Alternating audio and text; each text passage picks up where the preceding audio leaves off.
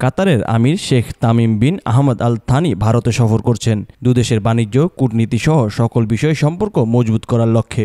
200 বছরের আগে স্বাধীন ভূখণ্ড কাতার, ধনী দেশের মধ্যে একটি দেশ। গ্যাস তেলের ভাণ্ডার হলো কাতার। ইউরোপ, আমেরিকা সহ গোটা দুনিয়া দেশটির উপর নির্ভরশীল। এই পরিবারের সকল সদস্যই ধনকুবের। গোটা বিশ্বজুড়ে তাদের বিনিয়োগ।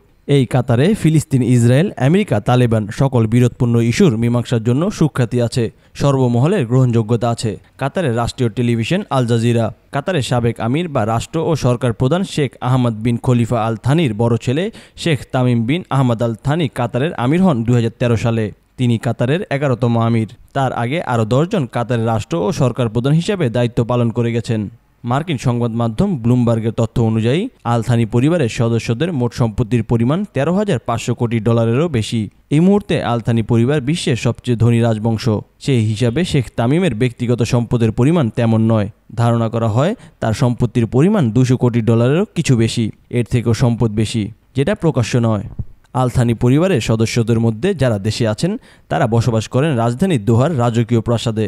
বিশাল এই প্রাসাদে অন্তত 15টি স্থানে স্বর্ণের কারুকাজ রয়েছে এবং এর গ্যারাজে 500টি গাড়ি রাখা যায়। এছাড়া পার্শ্ববর্তী দেশ ওমানে আমিরের নিজস্ব একটি প্রাসাদ রয়েছে। 40 কোটি ডলারের বিলাসবহুল প্রমোত্তরী আছে। নিজস্ব বিমান, কয়েকটি দামি গাড়ি সংগ্রহ আছে।